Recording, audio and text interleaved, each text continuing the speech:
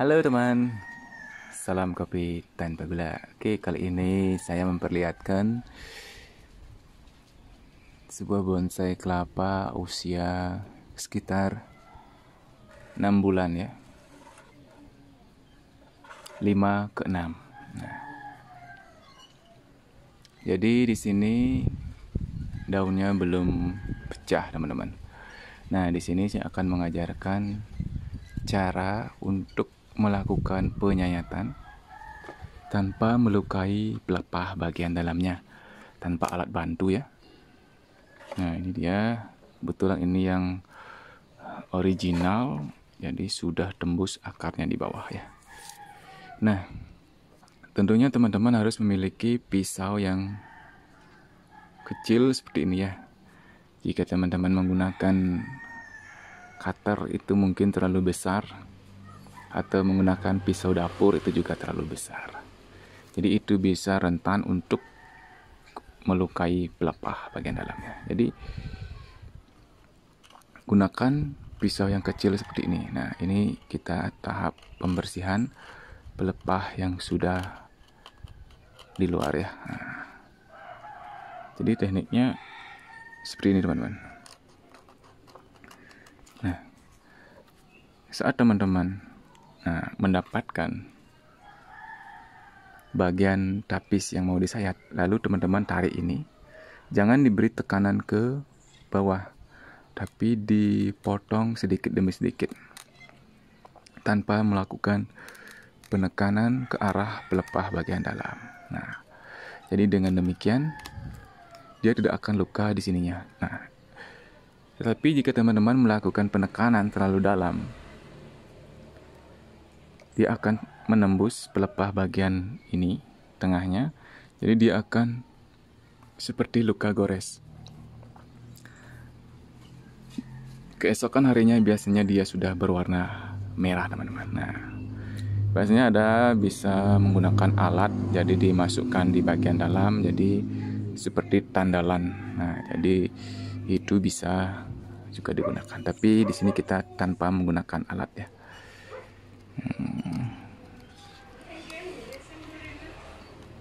Seperti ini teman-teman. Cari dulu dia bagian tapisnya sedikit. Nah, lalu tarik dia seperti tadi. Baru kita sedikit goresan saja. Nah, jangan buat tekanan atau menekan terlalu dalam. Cari tapisnya saja yang dipotong. Jadi pelepah bagian dalamnya tidak akan terluka. Nah, jadi itu juga menyebabkan harga jual bonsai kelapa meningkat teman-teman, kalau rapi dan bersih ya. Ini dia. Nah, seperti ini juga bisa dibersihkan lagi teman-teman, agar tampak lebih rapi. Yang kering-kering kita bersihkan sampai rapi. Bersihkan.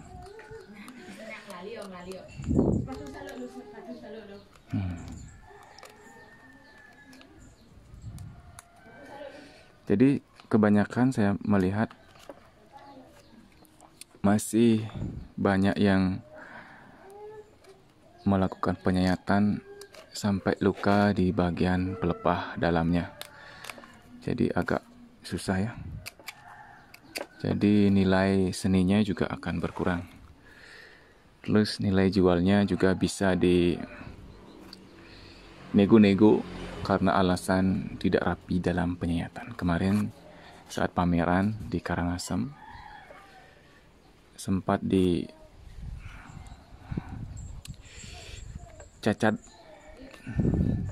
saat penyayatan. Itulah jadinya harganya sedikit turun ya, tapi tidak apa-apa ya. Jadi ini untuk pembelajaran, kita belajar sama-sama. Mungkin ada yang bisa memberi saran lebih bagus untuk cara penyayatan agar tidak meluka bagian dalam, bisa berbagi nanti ya di kolom komentar. Ini dia teman-teman. Nah, lakukan saja dengan slow, nikmati kriuk-kriukan dari sayatan. Lalu potong.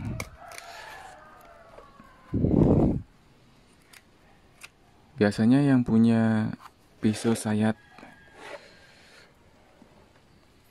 lengkap itu lebih gampang ya.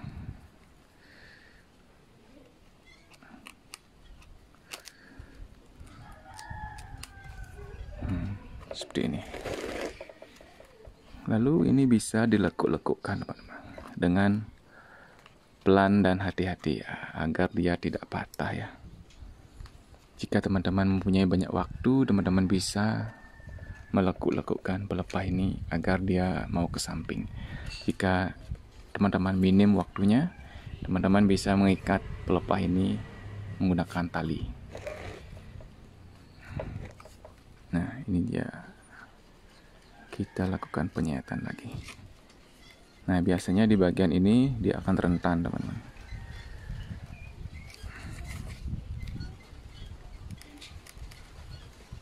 Biasanya daun akan pecah di daun yang ke-7 dan ke-8 ya. Jika daun itu dihilangkan, mungkin bisa lebih cepat.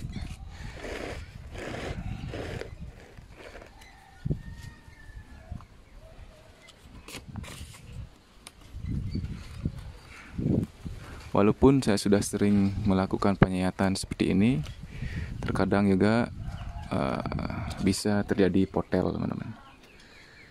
Kalau model seperti ini, dibagi dia tidak di tengah-tengahnya.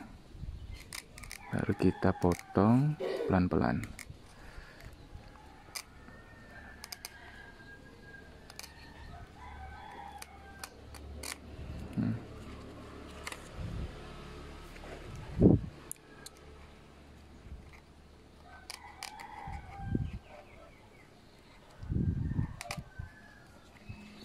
Sayat seperti itu. Cari saja di mana celah yang bisa dilakukan pemotongan. Ya, ditarik.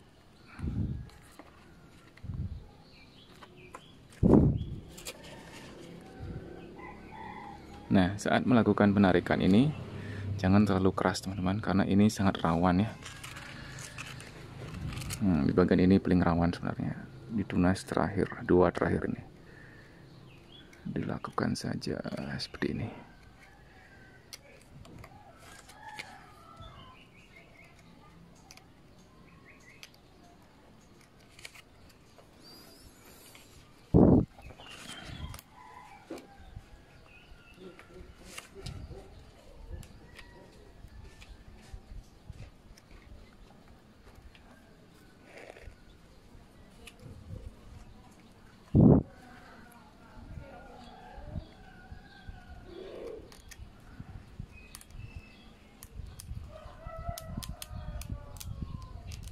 Nah, biasanya jika terlalu dalam juga menyayat di sini.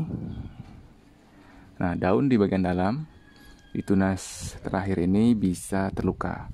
Nah, jika terluka, dia biasanya akan menampakkan luka goresan di areal daun ini. Dia akan bolong dia, teman-teman. Nah, jadi itu juga terlihat kurang bagus nantinya ya. Jadi sebaiknya saat penyayatan ini lakukan di waktu yang terang ya. Jangan lakukan malam hari atau dengan penerangan yang cukup, bisa lakukan malam hari. Nah, disentuhkan saja di tapisnya dia akan lepas. Nah, ini dia.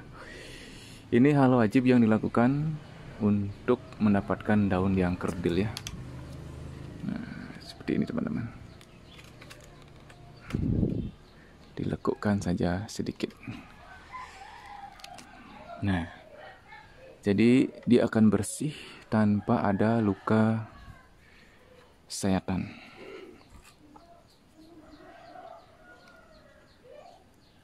Lakukan dengan hati-hati. Nah, ini masih ada sisa yang harus kita buang.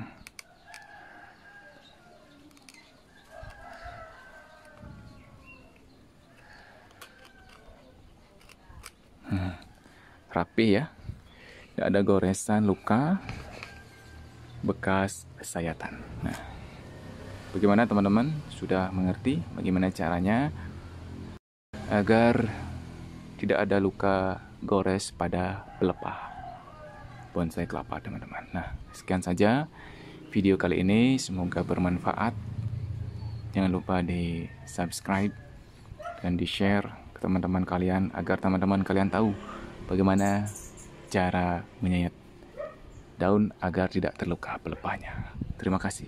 Salam kopi tanpa gula.